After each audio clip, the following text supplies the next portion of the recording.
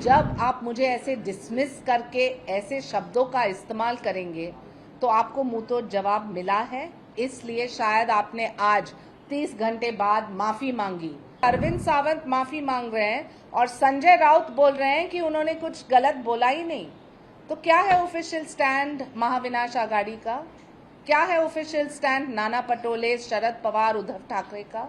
माल का मतलब है ऑब्जेक्टिफिकेशन। माल का मतलब है कि मैं किसी की प्रॉपर्टी हूं जो मैं नहीं हूं।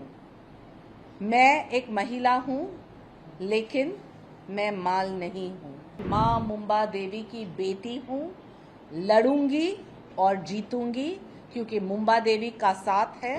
कल नागपाड़ा पुलिस स्टेशन में हमने ये एफआईआर दर्ज की। भारतीय न्याय संहिता के निमित्त section 79, section 356(2) outraging the modesty of a woman. सवाल ये उठता है कि क्यों एक महिला जो सार्वजनिक राजनीति में रही है 20 साल, मेरे पास दो पर्याय थे। एक कि मैं चुप बैठ के अरविंद सावंत के बयान को सुनूं जहां वो बोलते हैं कि मैं इम्पोर्टेड माल हूं। उनके बगल में अमीन पटेल खड़े हैं जो वहाँ के आमदार हैं और वो हंस रहे हैं। मैं ये सवाल पूछना चाहती हूँ, क्या अमीन पटेल ये बयान देते हैं उनकी बहन या उनकी माँ के लिए या उनके कौम के लिए या उनके कोई वोट बैंक के लिए जहाँ से उनकी उम्मीदवार खड़ी थी? आपको चर्चा करना है तो मुद्दे पे।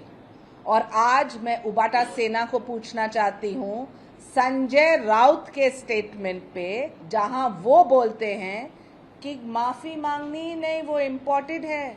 संजय राउत जी, 3 पीढ़ी से मेरे परिवार दक्षिण मुंबई में काम करते आ रहे हैं। मैंने सब सबूत दिखाया है डेट्स के साथ, जहां मैंने अरविंद सावंत के लिए कैंपेन किया 2014 से 2019 तक। तब मैं आपकी लाड़की बहन थी, आज मैं इम्पोर्टेड माल बन चुकी हूँ। मैं पूछना चाहती हूँ संजय राउत जी को, जो आपको आपत्ति नहीं है माल जैसे शब्दों का, तो आपकी मनस्थिति स्पष्ट होती है, हमारी नहीं। एक महिला जो राजनीति में है 20 साल से, मैंने कभी कोई कंट्रोवर्सी, कोई लालछन, कोई टिप्पणी, कोई एफआईआर तक नहीं दर्ज किया है। लेकिन जब आप मुझे ऐसे डिसमिस करके ऐसे शब्दों का इस्तेमाल करेंगे तो आपको मुंह तो जवाब मिला है, इसलिए शायद आपने आज 30 घंटे बाद माफी मांगी।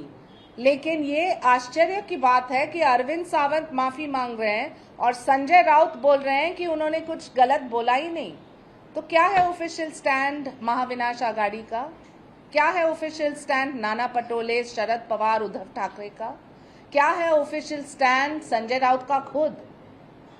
मैं पूछना चाहती हूं कि जब बयानबाजी होती है, जब इलेक्शन का माहौल है, तो काम के ऊपर बात कीजिए। बोलिए कि आप क्या काम कर चुके हैं, खासदार हो या आमदार मुंबा देवी के लिए। क्या क्लस्टर रीडेवलपमेंट हुए हैं? क्या बीआईटी चाल का रीडेवलपमेंट हुआ है?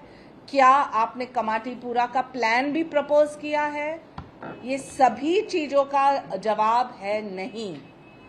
और फिर आप टारगेट करते हैं एक महिला को और फिर आप माफी मांगते हैं 30 घंटे के बाद, जब एफआईआर दर्ज होती है, जब नागपाड़ा पुलिस स्टेशन में कॉग्निसेंस लेते हैं, तब आप माफी मांगते हैं। और संजय राउत कहते हैं कि अरे क्यों माफी मांग रहे हैं, ये तो इम्पोर्टेड माल है। माल का मतलब है ऑब्जेक्टिफिकेशन। माल का मतलब है कि मैं किसी की प्रॉपर्टी हूं जो मैं नहीं हूं। मैं एक महिला हूं लेकिन मैं माल नहीं हूं। और एक तरफ कांग्रेस पार्टी बड़ी बड़ी बातें करते हैं ना कि लड़की हूं, लड़ सकती हूं। एकमात्र मुख्यमंत्री है एकनाथ शिंदे जी, जिन्होंने लाडकी बहन योजना में महिलाओं को एक चांस दिया। सक्षम महिला हो या कोई अंडर प्रिविलेज, सबको मिला है मौका। हमारे मुंबा देवी क्षेत्र में 40,000 लाभार्थी है लाडकी बहन योजना के, जिसमें से 15,000 मुसलमान हैं। उन्होंने मौका दिया, प्रधानमंत्री ने मौका दिया। और ये महाविनाश आघाड़ी वो क्या कर रहे हैं? सिर्फ टिप्पणी पे टिप्पणी। मैं बोलना चाहती हूँ कि जो भी नेतागण विपक्ष में हैं वो चुप क्यों है? जब कोई भी कंट्रोवर्सी होता है कोई भी महिला नेता का, और आप पूरा ट्रैक रिकॉर्ड देखिए 20 साल का, मैंने हमेशा उनका पक्ष लिया है। जब वो टारगेट होती है उनका पक्ष लिया है। प्रियंका चतुर्वेदी हो या सुप्रिया सूले, हमेशा उनका पक्ष लिया है, क्योंकि the cause of women is much much bigger. और आज वो सब चुप बोलते हैं, लड़की हूँ, लड़ सकती हूँ।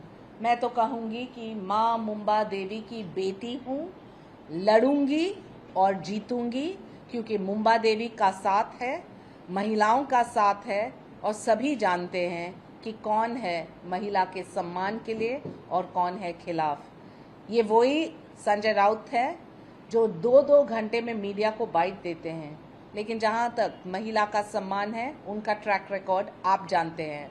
मैं जितना कहूं उनके बारे में, शायद वो रिसर्च आपके पास भी है।